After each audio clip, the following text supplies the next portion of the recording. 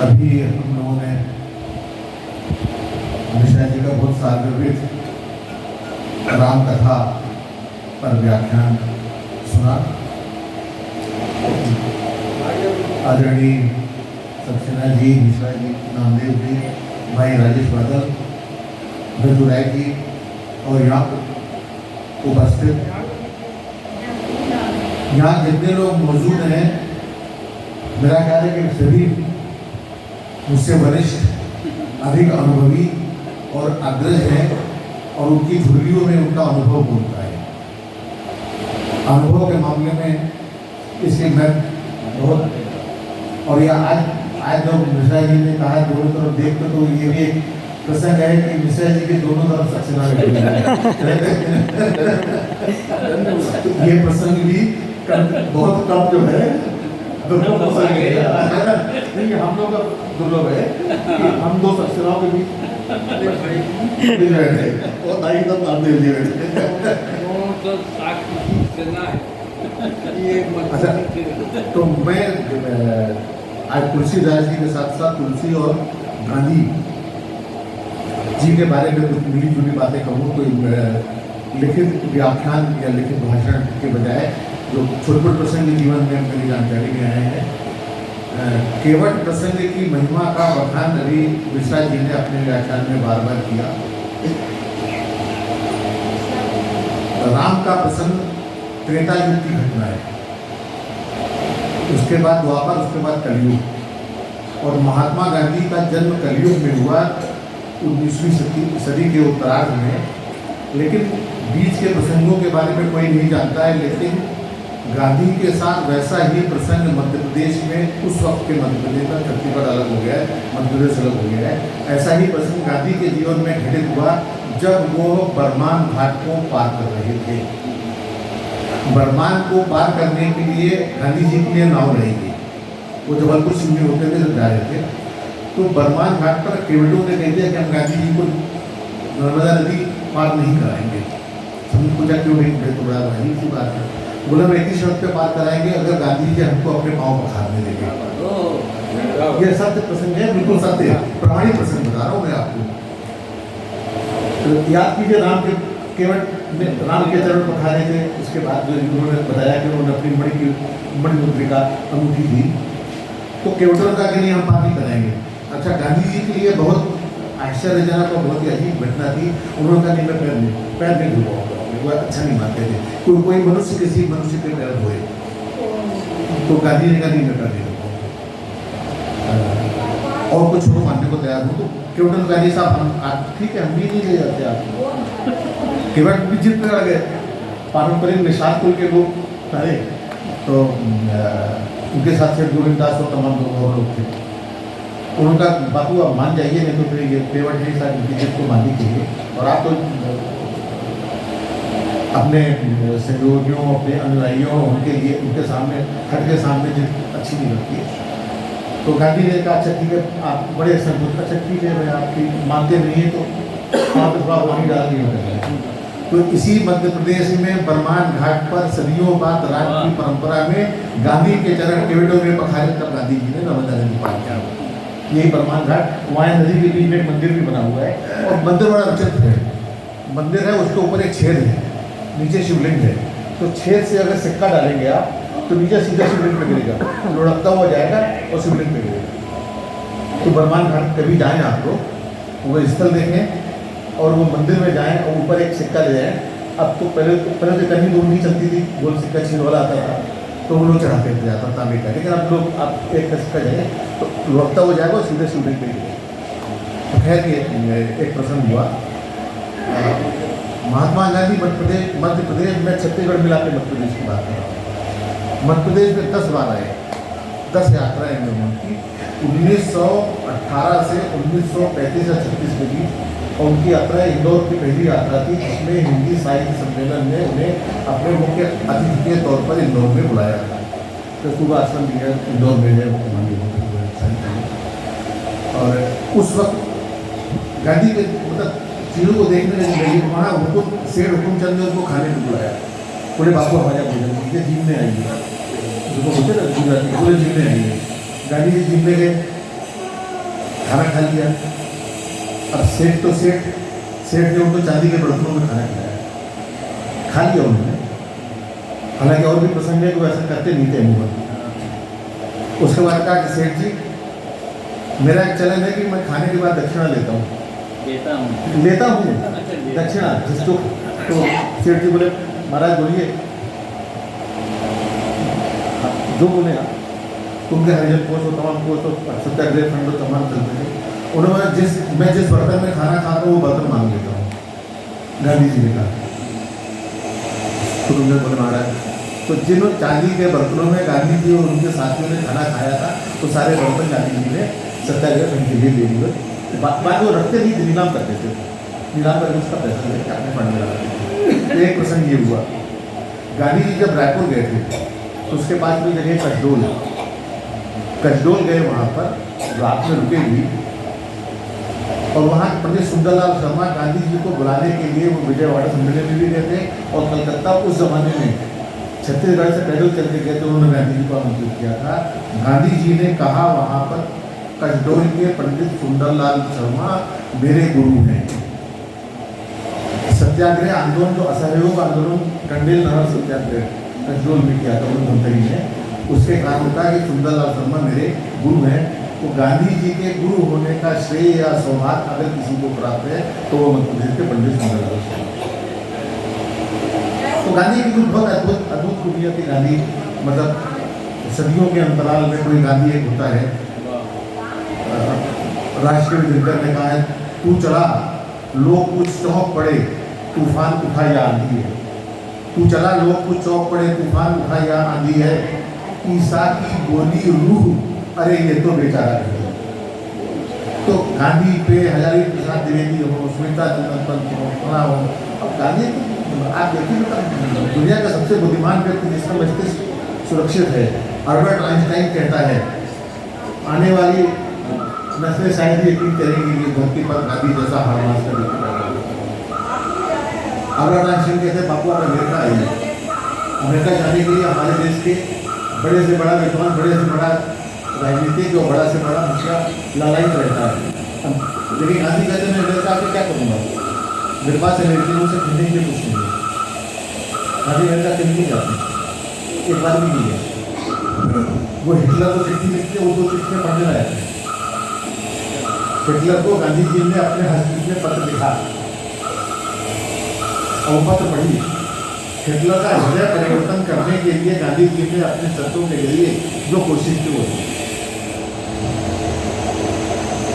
Albert Einstein, Charlie Chaplin, Bertrand Russell, C.F. Andrews, even की उसके जो दुश्मन थे स्पर्ट्स, जिसने जेल में उन्हें यातनाएं दी थी, उनके लिए वो अपने हाथ की बनी हुई चप्पल भेजते हैं स्पर्ट्स को, जिलर को, और वो चप्पल पहन के स्पर्ट्स के बाद में रख देता है, और बाद में बरसों बाद दिखता है कि मैं गांधी जी की बजाय चप्पलों में जब पाँव डालता हूँ तो मुझे ग्लानि होती है, और मुझे लगता है कि मैं ऐसा आदमी नहीं हूँ उनकी चप्पलों में पाँव डाल सकूँ। तो ये गांधी होना जो है बहुत मुश्किल है। गांधी होना, कालिन बाख जैसा आदमी जो यहूदी था और जिसने कभी शाकाहार नहीं किया था, वह शाकाहारी हो जाता है, शराब छोड़ देता है, और हजारों एकड़ जमीन खरीद कर गांधी को तलाशता है संघ के लिए। अब मैं कुछ दूसरे प्रसंग में आऊँगा। दुनिया में ज्ञात इतिहास में कोई भी आदमी ऐसा नहीं है जिसने ये ना कहा हो ईश्वर ही सत्य है। हर आदमी ये कहता है ईश्वर सत्य है। गांधी पहला महामानव, महापुरुष, जो भी कह लीजिए उसको, पहला व्यक्ति है जो कहता है सत्य ही ईश्वर। सारे लोग कहते हैं ईश्वर ही सत्य है, वो कहता है सत्य ही ईश्वर। तो सत्य में ये जो टेक है, सत्य की जो टेक है वो अन्यत्र दुर्लभ है, और वो कहते भी मैं सत्य पे कोई समझौता नहीं कर सकता। आप मुझे त्याग दीजिए, आप मुझे कुछ भी कर दीजिए, आज़ादी की लड़ाई और ज़्यादा स्थगित हो जाए कोई बात नहीं। लेकिन वो, और गांधी को महात्मा कौन कहता है? रविन्द्रनाथ टैगोर जैसे, वो उनको महात्मा कहता है। महात्मा गांधी इतने बड़े आदमी है कि वो रविन्द्रनाथ टैगोर को गुरुदेव कहते हैं। आज हम रविन्द्रनाथ टैगोर को गुरुदेव की तरह से याद करते हैं और इनको महात्मा के तौर पर याद करते हैं। रविन्द्रनाथ टैगोर जैसा धनाढ्य व्यक्ति शांति निकेतन और विश्व भारती की स्थापना करता है, लेकिन चूंकि उन्होंने नाइटहुड की उपाधि त्याग दी थी, इसलिए उनके पास फंड की कितनी हो जाती है और अंग्रेज लोग उनको फंडिंग कम कर देते हैं। तो गांधी वो व्यक्ति थे जो रविन्द्रनाथ टैगोर के शांति निकेतन के लिए अपने दोस्तों को चिट्ठी लिख लिख के कहते हैं कि रविन्द्रनाथ टैगोर के शांति निकेतन के लिए हमें फंड की जरूरत है। और उस जमाने में 40,000 रुपये गांधी जी ने इकट्ठा करके रविन्द्रनाथ टैगोर के लिए अपने लिए कुछ लिखा हुआ। गांधी जी की उम्र कितनी थी? 31 और 38 साल की उम्र में उस आदमी ने अपनी निजी संपत्ति त्याग दी थी सन 1907 में। नहीं के साथ 1922-25 असहयोग आंदोलन के बाद 1907 में आने के बाद गांधी जी ने अपनी सारी संपत्ति का त्याग करके वो आदमी मुक्ति हो गए। आप भगवान राम से लेके अभी तक जो लड़ाइयाँ चल रही है यूक्रेन में देख लीजिए, एक आदमी बताइए जिसने जो है बिना हिंसा और बिना रक्तपात के कोई भी नहीं लड़ा। एक नाम बता दीजिए आप। गांधी पहला और अकेला आदमी है जो युद्ध का एक अलग हथियार उनको देता है, वो सब क्या है, वो हिंसा है, अकेला देता है।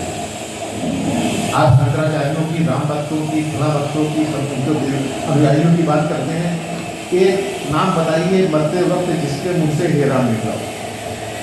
आज गांधी जी को कोसने की, गांधी जी की छवि को बिगाड़ने की सब तरफ से बहुत कोशिशें हो रही हैं, जानबूझ के किया जा रहा है अभियान, लेकिन एक भी नाम बताइए जिसके मुंह से मरते दम हे राम निकला।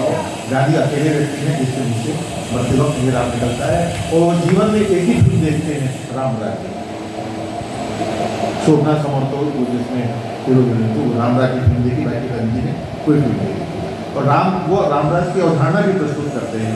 तो ये सारी चीज़ें गांधी को मुझे लगता है कि विश्व के ज्ञात इतिहास की सबसे अलग, अनूठी और अपूर्व शख्सियत बनाने का मादा रखते हैं। गांधी,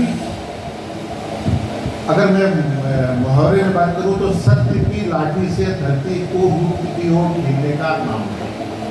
इस धरती को मुक्ति की ओर, मुक्ति मतलब राजनीतिक आज़ादी नहीं है, राजनीतिक भी, सामाजिक भी, अस्पृश्यता से भी, असत्य से भी, अनीति से भी, अशुचि से भी, अंधविश्वास से भी, अंधकार से भी, सबसे मुक्ति की ओर ठेलने की।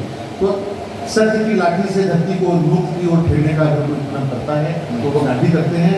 मरते वक्त उनके मुँह से हिसाब निकलता है। और नवाचार के स्तर पर कोई किसी भी महापुरुष ने हिंसा और रक्तपात के बिना मुक्ति की कामना नहीं की है, लड़ाई नहीं लड़ी है। हम जिनको आराध्य मानते हैं उन्होंने भी रक्त बहाया है, उन्होंने भी हत्याएं की हैं, भले वो धर्म के लिए। लेकिन गांधी जो है अपने विरोधी का दिल जीतने का मादा जो गांधी में है वो किसी में नहीं। स्मर्ट से लेकर सारे लोगों को खान अब्दुल गफ्फार खां आते हैं वहाँ से, जो ये जानते हैं कि सर हिंसा क्या होती है, लेकिन गांधी उसके हाथ पीट के पीछे बांध देते हैं, उसको जो है अपना योद्धा बना देते हैं, आज उसी बात करने के तौर पर।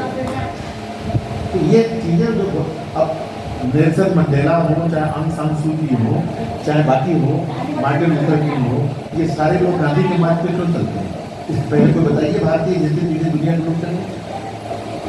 भगवान बुद्ध के बाद अगर सर्वाधिक प्रतिमाएं किसी की बनी है तो वो महात्मा गांधी है। दुनिया में 130 से अधिक देशों में आज की तारीख में गांधी की आवक्ष और आदमकद और तरह तरह की प्रतिमाएं उपस्थित हैं।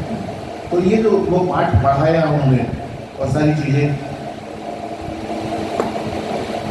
हमको जो सिखा गए, हमें लगता है वही कह रहे हैं। गांधी होना तो बहुत कठिन है, लेकिन गांधी के मार्ग पर चलना भी कठिन है। लेकिन अगर आप गांधी के मार्ग पर नहीं चलेंगे तो आप किस तरफ जाएंगे? आप हिंसा, रक्तपात, नफरत, वैमनस्य, बैर, विध्वंस, नाश, इसी होते हैं और कोई रास्ता नहीं है जो इन सब चीज़ों से बचाकर धरती को मुक्ति की ओर ले जा सके। इसलिए गांधी हमें ग्राह्य है। और आज गांधी और देखिए कभी नफरत की बात नहीं करते हैं, घृणा की बात नहीं करते, उन्होंने कहीं भी घृणा को प्रश्न नहीं किया। जियो और जीने दो, वो प्रेम की बात करते हैं। और ये जो प्रेम और सौमनस्य और भाईचारा, अब उनका बकरी वजन जो था, वैष्णव जन तो तेरे लिए जे पीड़ पर आई जाने लगे। तो विष्णु की आराधना करने से आप वैष्णव नहीं हो जाते हैं। वैष्णव आप तब होते हैं जब आप दूसरे के हृदय की पीड़ को, उसकी पीड़ा को, उसके दर्द को, उसकी व्यथा को जानते हैं, तभी आप वैष्णव जन हैं। तो वैष्णव नरसिंह भगत का जो है, वैष्णव जन तो तेरे लिए जे पीड़ पर आई जाने लगे। तो गांधी इन तमाम मामलों में बहुत विलक्षण है और बहुत अलग है। और मुझे लगता है गांधी का अनुगमन करने दुनिया के पास तृतीय विश्व युद्ध के बाद शायद कोई रास्ता नहीं बचेगा कि दुनिया गांधी के रास्ते पर चलेगी। अभी तो जिस तरह से सामान्य मौत का जुटाया जा रहा है वो अलग बात है, लेकिन ये जो आपने मुझे आज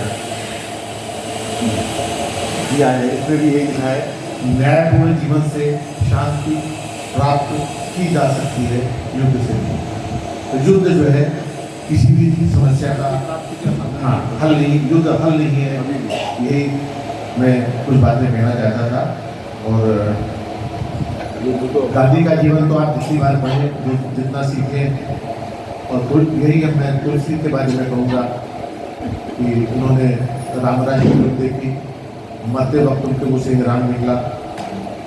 तुलसी भी यही कहते हैं, सिया राम मैं सब जग जानी, करहु नाम जोरी जग पानी।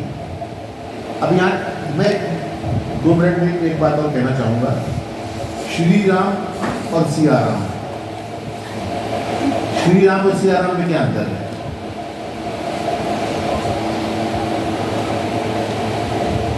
सिया राम का उद्घोष हम लोग उत्तर प्रदेश के मूलतः रहने वाले हैं, अवध के वैशाली के। सिया राम मतलब जब आप राम की युगल मूर्ति की प्रार्थना करते हैं या उनका स्मरण करते हैं, तब सीताराम सीताराम हम लोग बोलते भी हैं, सीताराम सीताराम, अभिवादन में भी सीताराम करते हैं। यहाँ तक कि हम लोग बचपन में तोतों को कहते थे, पट्टे बोलो सीताराम सीताराम, तो तोतों को सीताराम बोलना सिखाते थे।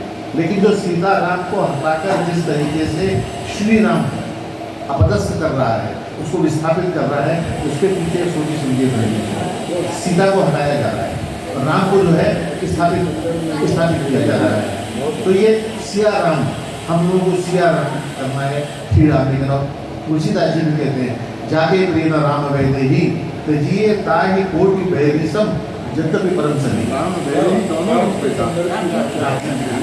तो ये जो कहते हैं, तजिए ताहि कोटि बैरिसम जद्यपि परम सनेही, तजो पिता प्रहलाद ज्योति जड़बंधु भरत महतारी गुरुबल तजो पंख, जो सारी चीजें हैं। तो गांधी और तुलसी में ये जो साम्य है, जैसे आप बापू की कल्पना बा के बिना नहीं कर सकते, राम की कल्पना सीता के बिना नहीं कर सकते। जब तुलसी को बोध कहाँ से होता है? जब उनकी पत्नी उनको नहाना देती है, पत्नी को नहाने से वो तुलसी बनती है। नहीं तो रात में नदी पार करके चले आते हैं, सांप को रस्सी समझ कर जाते हैं।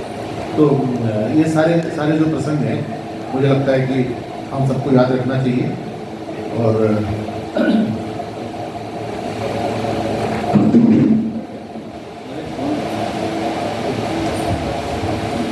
तुलसी के बारे में ये कहा जाता है कि राम का नाम जो है मोक्ष का मंत्र है और राम के स्मरण मात्र से ही।